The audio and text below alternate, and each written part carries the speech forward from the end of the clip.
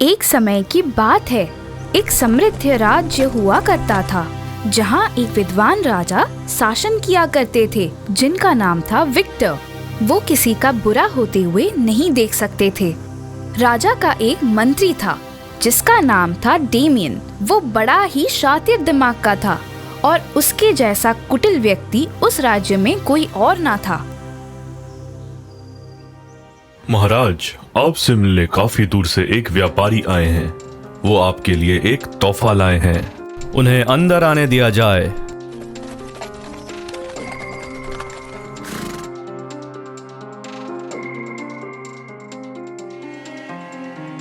वाह, कितना सुंदर और अपूर्व घोड़ा है ये। महाराज की जय हो। मुझे बहुत खुशी हुई कि आपको मेरा घोड़ा पसंद आया। ये घोड़ा इस देश का सबसे तेज भागने वाला घोड़ा है।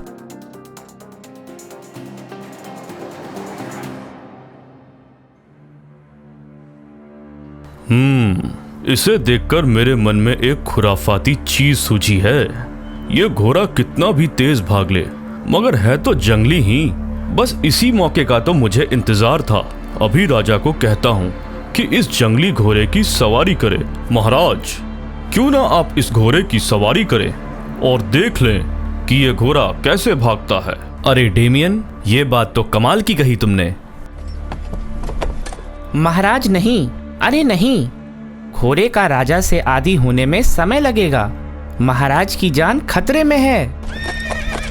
हा हा हा हा हा हा। और अब मैं राजा बनूंगा। बस अब कुछ और दिन बाकी हैं और फिर विक्टर को मृत घोषित करके राजगद्दी पे मैं ही बैठूंगा।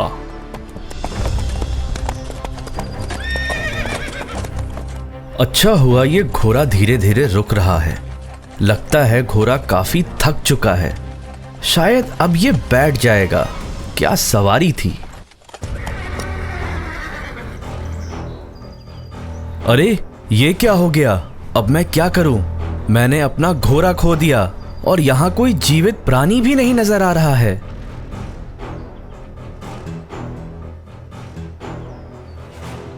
अरे आखिरकार मुझे एक तालाब और खाने को फल मिल ही गया।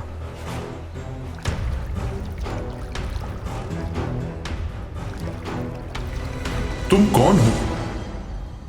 तुम कौन हो युवक? और तुम इस घने जंगल में क्या कर रहे हो? आपको मेरा प्रणाम। मैं आपको देख बहुत प्रसन्न हूँ गुरुजी। गुरुजी से राजा विक्टर ने अपनी पूरी कहानी बताई कि वे क्यों और कैसे उस घने जंगल में फंस गए थे। आप घबराइए मत। आप मेरे आश्रम में कुछ दिन बिता सकते हैं। जैसे ही वो गुरुजी और राजा विक्टर आश्रम की तरफ आगे बढ़ते हैं, राजा को एक सुंदर सी स्त्री दिखती है। ये अप्सरा से सुंदर दिखने वाली स्त्री कौन है जो इस आश्रम में इतनी साधारण से जीवन जी रही है? ये गुरुजी किसको अपने साथ लेके आ रहे हैं? दिखने में तो राजा जैसे लगते हैं। शायद राजा ही होंगे। मैं इन्हें विवाह का प्रस्ताव दूंगा और इन्हें अपनी रानी बनाकर मेरे राज्य में लेके जाऊंगा। लगता है राजकुमार को राजकुमारी पसंद आ गई है। गुरुजी, ये सुंदर स्त्री कौन है? वो राजकुमारी रोज है। वो एक जादुई देश के राजा ट्रीटॉन की एक लौती बेटी है। तो ऐसी राजकुमारी इस आश्रम में? बहुत लंबी कहानी है। एक दिन एक जादूगर राजकुमारी के कक्ष में घुस आया और राजकुमारी को जबरदस्ती से अपहरण कर लेकर जा ही रहा था कि राजा स्वयं अपनी जादू की मदद से राजकुमारी को बचाने निकल पड़े। घबराकर जादूगर ने राजकुमारी को इस आश्रम के पास छोड़ दिया और तभी राजा ट्रीटन आए और उन्होंने प्रण लिया कि जब तक वो जादूगर उनके हाथ नहीं लगता तब तक वो वापस नहीं आएंगे। उन्होंने मेरा हाथ पकड़कर कहा कि अगर इसी बीच राजकुमारी का विवाह मैं करवा सकता हूँ, पर उनकी एक शर्त थी और वो शर्त यही थी कि राजकुमारी से वही शादी करेगा जिसमें इच्छाधारी शक्तियाँ होंगी। ऐसे हुए काफी वर्ष बीत गए हैं और राजा ट्रीटन अभी तक वापस नहीं आए और ना ही राजकुमारी रोज का विवाह संपूर्ण हुआ है। हे गुरुजी, अगर आपकी अनुमति हो तो मैं राजकुमारी रोज से विवाह करना चाहूंगा। विक्टर, तुम सच में एक समर्थ एवं योग्य वर हो। लेकिन राजकुमारी से शादी करने के लिए तुम्हारे पास कोई इच्छाधारी शक्तियाँ नहीं है। मुझे राजकुमारी से विवाह करना है, क्या कोई और उपाय नहीं है? ठीक है, आप विवाह कर सकते हैं राजकुमारी रोज से, लेकिन तब तक उन्हें आपके उपवन में ही रहना होगा। ठीक है गुरुजी, आप जैसा कहेंगे मैं वैसा ही करूंगा।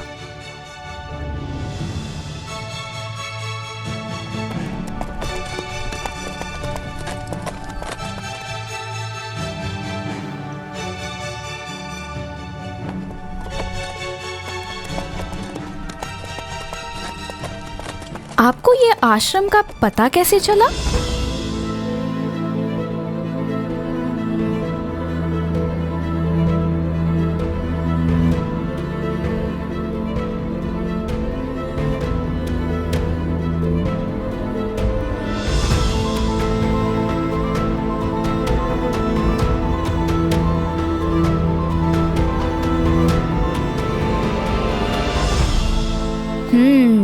लगता है कि मंत्री काफी कुटिल हैं। ये राजा के लिए खतरा बन सकता है, क्योंकि उन्हें अगर राजा की थोड़ी सी भी चिंता होती तो वे कभी राजा को उस घोड़े पर बैठने के लिए प्रोत्साहित नहीं करते।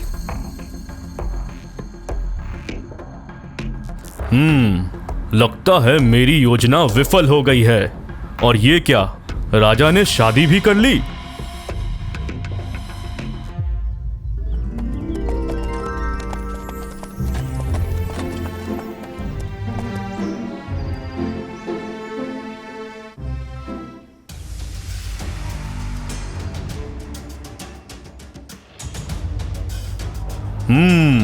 ये तो बहुत खूबसूरत स्त्री है।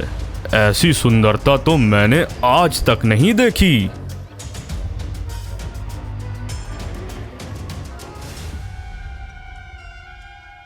यही है मेरा सबसे विश्वसनीय मंत्री, डेमियन।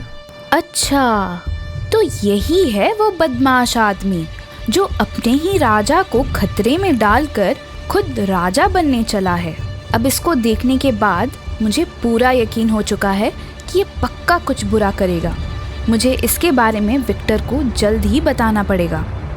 और मंत्री सुनिए और सबको बता दीजिए कि रानी रोज अंदर महल में नहीं बल्कि बाहर उपवन में रहेंगी। कोई उपवन में उनकी अनुमति के बिना न जाए। हाँ, ये तो बहुत ही अजीब बात है। एक रानी महल में न रहकर बाहर रहेगी।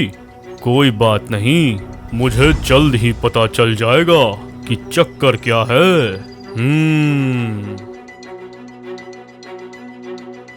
क्या करूं मैं? ऐसी शक्ति मुझे कहां से प्राप्त होगी? क्या मुझे अपनी मंत्री से बात करनी चाहिए?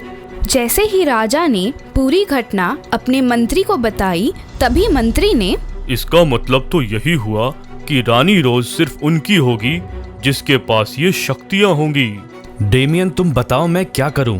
किसके पास जाऊं? कहां से मुझे अलौकिक शक्तियां प्राप्त होंगी? तुम जहां से भी इन शक्तियों को प्राप्त करोगे, मैं भी वहीं से इन शक्तियों को पाकर रोज को अपनी रानी बनाऊंगा। महाराज, मेरे पास एक उपाय है। क्यों न हम अपने राज्य में एक शिविर तैयार करें, जहां बिना मूल्य के हम साधु सन्यासियों को खान पान और रहन सहन की सुविधा प्रदान करें। ये तो उत्तम विचार है। जल्द ही धर्मशाला का उद्घाटन हुआ और देश विदेश से ज्ञानी साधु और सन्यासी आने लगे और ऐसे ही 6 महीने बीत गए। क्या कोई ऐसा आया है जो इन शक्तियों के बारे में मुझे बता सके? नहीं महाराज, शायद ये उपाय उतना भी अच्छा नहीं था। मंत्री, निराश मत होइए, कुछ न कुछ जरूर अच्छा होगा, विश्वास रखिए। दूसरे दिन मंत्री को एक मुसाफिर मिलता है जो उसे कुछ खास जानकारी देता है। आप कौन हैं और कहां से आए हैं? आपको मैंने पहले तो कभी नहीं देखा। जी, मैं देश विदेश जाकर कालीन बेचता हूँ और मैंने जब इस जगह के बारे में सुना तो मुझे काफी उत्सुकता हुई, इसीलिए मैं इस जगह खींचा चला आया। शायद मुझे इनसे पूछना चाहिए उन शक्तियों के बारे में। अगर आपने देश विदेश भ्रमण किया है तो आपने किसी साधु पुरुष को निश्चय ही देखा होगा। जी हाँ, मैं ऐसे लोगों को बहुत बार देख चुका हूँ जो बंजर जमीन में फसल उगा सकते हैं और कुछ तो पानी से दिए जला लेते थे। और तो और एक साधु ऐसे भी थे जो अपनी इच्छा के अनुसार किसी भी जानवर का रूप ले सकते थे। जैसे ही मंत्री ने ये सुना, वो फूले ना समा रहा था। वो हड़बड़ी में मुसाफिर का हाथ पकड़कर उनसे विनती करने लगा। कहाँ रहते हैं ये सिद्ध पुरुष? कौन है ये? क्या मैं उनसे मिल सकता हूँ? कितना भी दुर्गम रास्ता क्यों न हो, मैं अवश्य ही उनसे मिलकर रहूंगा। वो साधु 7 समुद्र, 13 नदी और 21 देशों के पार एक घने जंगल में रहते हैं। आगे जाके आपको 2 पेड़ दिखाई देंगे। एक पेड़ पर एक हंस और एक कौवा दिखाई देगा। उनको पार करने पर आपको एक पर्वत दिखाई देगा। फिर उसी पर्वत पर वो साधु साधना में लीन होंगे। अगर आपने उनको प्रसन्न कर लिया तो आपकी मनोकामना जरूर पूरी होंगी। ये सुनकर मंत्री निराश हो जाता है। तभी मंत्री राजा के पास जाकर उनसे सारी बातें कहता है। हमें अभी निकलना चाहिए। राजा तुरंत ही अपनी रानी के पास जाता है और उनसे सारी बातें कहता है। रोज मैं और मंत्री अभी उस सिद्ध योगी के खोज में निकलेंगे। मैं खुश हूँ ये खबर सुनकर, परंतु महाराज, आपको उस मंत्री पे बिल्कुल भरोसा नहीं करना चाहिए। वो एक कपटी और कुटिल इंसान है। वो सिर्फ आपको खतरे में डालना चाहता है। अगर आप उसको अपने साथ लेकर जाते हैं तो आपको सिर्फ और सिर्फ खतरा ही होगा। अगर तुम्हें ऐसा लगता है तो मंत्री को राज्य में रहने को कहता हूँ। जैसे ही राजा ने मंत्री को राज्य में रहने के लिए कहा, वैसे ही मंत्री ने बोला, महाराज, मेरे रहते हुए मैं आपको अकेले कैसे जाने दे सकता हूँ? राज तो राज दरबार के लोग भी संभाल सकते हैं। जैसे ही राजा ने ये सुना, उन्होंने सोचा, मंत्री मुझे लेके कितना सोचता है, शायद रोज को ही कोई गलतफहमी हुई होगी। जैसे ही वो दोनों अपनी यात्रा में निकल जाते हैं और फिर उन दोनों को 2 पेड़ दिखाई देते हैं। महाराज, वो देखिए, हंस और कौवे का जोड़ा। वो घना जंगल आगे ही होगा। जैसे जैसे वो खतरनाक जंगल को पार करते हुए जा रहे थे, वैसे वैसे उन्हें दूर एक पहाड़ दिखाई दिया। वे तुरंत ही उस पहाड़ पे चढ़ाई करने लगे और उन्हें उस पहाड़ की चोटी पर कुछ प्रज्वलित सा दिखाई देता है। अरे वो देखो, साधु महाराज वहाँ समाधि में लीन है। जैसे ही वो उनके पास पहुँचे, उन्होंने देखा कि उनसे एक दिव्य ज्योति उत्पन्न हो रही थी। वे दोनों वहाँ उनके समक्ष बैठ जाते हैं और उनकी समाधि से निकलने की प्रतीक्षा करते हैं। ऐसे ही बहुत साल बीत जाते हैं और फिर एक दिन योगी अपनी आंखें खोलते हैं और सिर्फ राजा को ही देखते हैं। मंत्री जैसे उनके लिए अदृश्य ही था। फिर एक दिन, मैं आपकी भक्ति से प्रसन्न हूँ। बोलिए राजन, आपको क्या चाहिए? हे गुरुजी, आप मुझे एक वरदान दीजिए जहाँ मैं अपनी इच्छा के अनुसार किसी भी जंतु जानवर का रूप ले सकूं। अचानक से, हे मुनिवर, मुझे भी यही शक्तियाँ चाहिए।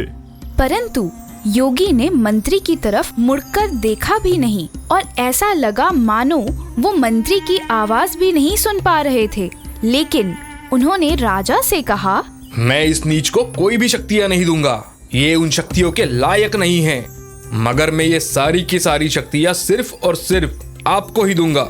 मंत्री उस योगी के सामने रोने लगा और ये देखकर राजा सोच में पड़ गया। मंत्री को यही शक्तियाँ क्यों चाहिए? मैं तो रोज के उपयुक्त एक वर बनना चाहता हूँ, मगर ये मंत्री को क्यों चाहिए?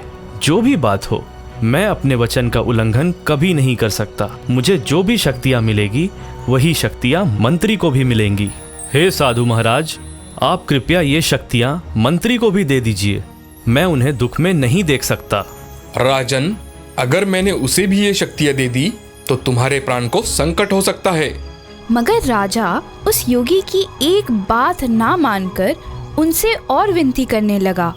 योगी ना चाहते हुए भी वही शक्तियाँ उस मंत्री को भी दे दी और योगी ने उन्हें ये भी बताया कि वे कोई भी मनुष्य के शरीर में प्रवेश कर सकते हैं अगर उस शरीर में प्राण ना हो तो, और वे किसी भी जानवर का रूप ले सकते हैं। ये सब सुनकर वे दोनों वापस अपने राज्य के लिए निकल जाते हैं और उन्हें एक आश्चर्य कर देने वाला दृश्य दिखाई पड़ता है। ये तो एक मूर्छित हाथी है। चलो, मैं इसके शरीर में प्रवेश करके अपनी शक्तियों को आजमाता हूँ। जैसे ही राजा उस हाथी के रूप में प्रवेश करते हैं तो उनका शरीर जमीन पे गिर जाता है। राजा एक हाथी का रूप लेकर जंगल में भ्रमण कर रहे थे और वहीं दूसरी ओर मंत्री राजा के शरीर में प्रवेश कर लेता है और अपने शरीर को कहीं और दफन कर देता है और फिर वो वहाँ से भाग जाता है। जैसे ही राजा भ्रमण कर वापस लौटे तो उन्होंने देखा कि वहाँ मंत्री नहीं है और ना ही उनका शरीर। इसका यही मतलब था कि मंत्री उनके शरीर में प्रवेश कर वहाँ से भाग गया था। जब तक मंत्री उनके शरीर को नहीं छोड़ देता तब तक राजा अपने शरीर में वापस नहीं जा पाएंगे। दूसरी तरफ मंत्री राजा बनकर राज्य में वापस जाता है और पूरे राज्य से कहता है कि मंत्री ने राजा को एक खूंखार बाघ से बचाते बचाते अपने प्राण दे दिए। उसने तुरंत अपनी प्रजा को सूचित किया कि एक पागल हाथी राज्य की सीमा में घुस आया है। अगर कोई उसे देखता है तो वो उस हाथी को राज्य के अंदर ना आने दे। फिर वो रानी रोज के पास जाता है। रानी रोज, मैं लौट आया हूँ। महाराज, मैं आपको देखकर बहुत खुश हूँ। क्या आपको आपकी शक्तियाँ मिल गई हैं? हाँ रोज, मुझे मेरी शक्तियाँ मिल चुकी है, मगर मंत्री ने मेरी जान बचाते हुए अपने प्राण खो दिए। ये बिल्कुल भी सच नहीं है। मुझे कुछ गड़बड़ लग रहा है। कहीं ये दुष्ट मेरे राजा के शरीर में तो नहीं? रानी को तुरंत समझ में आ गया कि ये राजा नहीं बल्कि मंत्री हैं। उसने मंत्री की बातों में विश्वास करने का ढोंग किया ताकि मंत्री को शक न हो। लेकिन महाराज, आप जैसे ही गए मैंने एक व्रत रखा है। जब तक मैं उस व्रत को पूरा नहीं करती तब तक आप मुझे स्पर्श तक नहीं करेंगे। रानी, बिल्कुल आप अपना व्रत पूरा कीजिए, पर जैसे ही व्रत खत्म होता है आप मुझे उसका संदेश भेजें। जैसे ही मंत्री राज दरबार में वापस जाता है वैसे ही सभी राज सभासद उस पागल हाथी की खोज में निकल जाते हैं। जैसे ही राजा उस हाथी के शरीर में अपने राज्य में घुसने की कोशिश करते हैं तभी उन्हें दिखता है कि उन्हीं की सभासद उनकी जान की प्यासी है। मैं इतने सारे सशस्त्र लोगों से मुकाबला नहीं कर पाऊंगा, मुझे यहाँ से भागना होगा। तभी मंत्री और सभी सभासद के सदस्य उस हाथी के पीछे भागने लगते हैं। तभी हाथी सोचता है कि क्यों ना वो एक हिरन में बदल जाए। जैसे ही वो हिरन में परिवर्तित हो जाता है वैसे ही वो अपने हाथी का शरीर छोड़ हिरन में परिवर्तित होते हैं और हाथी जमीन पे गिर जाता है। वैसे ही मंत्री अपने सभासद को आदेश देते हैं कि वो अब हिरन को मार गिराए। वे सब अब उस हिरन के पीछे भागने लगते हैं। तभी राजा को एक तीर लगती है और वो एक तोते में बदल जाते हैं। राजा मंत्री के आने से पहले ही वहाँ से उड़ जाते हैं और यहाँ मंत्री को लगता है उसने राजा को आहत कर दिया है। तभी राजा सोचते हैं कि यही समय है, रानी रोज के पास जाता हूँ।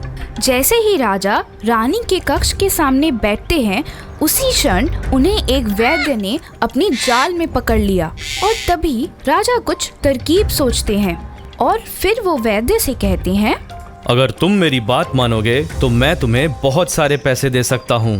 बाप रे, ये तोता तो बात कर सकता है। मैं इसे आराम से 1 लाख रुपए में बेच सकता हूँ। जैसे ही वैद्य राजा को ले जाता है और उसकी नीलामी शुरू कर देता है वैसे ही राजा को बाजार में रानी की दासी दिखाई पड़ती है और वो उनसे बात करने लगते हैं। दासी, क्या रानी खुश है? मुझे रानी के पास ले चलो, मेरे पास उनके लिए कुछ खास खबर है। दासी तुरंत भागकर रानी को सारी बातें बताती है और रानी को तुरंत ही सब बातें पता चल जाती है और रानी उस तोते को खरीद लेती है। जैसे ही ये बात मंत्री को पता चली तभी मंत्री को सब समझ आ गया कि वो तोता असल में राजा खुद हैं और वो भागकर उसे रानी के हाथ लगने से पहले उस तोते को छीन लेता है। जैसे ही राजा ये देखते हैं वो जल्दी से एक मक्खी का रूप ले लेते हैं और मंत्री उस तोते को एक झोली में बांधकर एक कुएं में फेंक देता है। तुम्हारी हिम्मत कैसे हुई मेरे तोते को कुएं में फेंकने की? अगर तुमने इस तोते के प्राण वापस नहीं लौटाए तो ये तुम्हारे लिए अच्छा नहीं होगा। ये सुनकर मंत्री जल्दी से जाकर उस तोते को कुएं से निकालकर उसके शरीर में प्रवेश करते हैं और वैसे ही राजा जो एक मक्खी के शरीर में थे वो अपनी शरीर में वापस आ जाते हैं। जैसे ही वो अपने शरीर में वापस आ जाते हैं, रानी की खुशी की कोई सीमा नहीं रहती। उसने अपनी दासी को आदेश दिया कि उस तोते को वो पकड़कर उससे एक पिंजरे में बंदी बनाकर रख दे। इसी तरह से वो मंत्री ना ही किसी जानवर में बदल सकता है और ना ही वो अपनी जादुई शक्तियों का गलत उपयोग कर सकता है। जल्द ही राजा ने रानी को ससम्मान के साथ अपने महल में वो ले जाते हैं।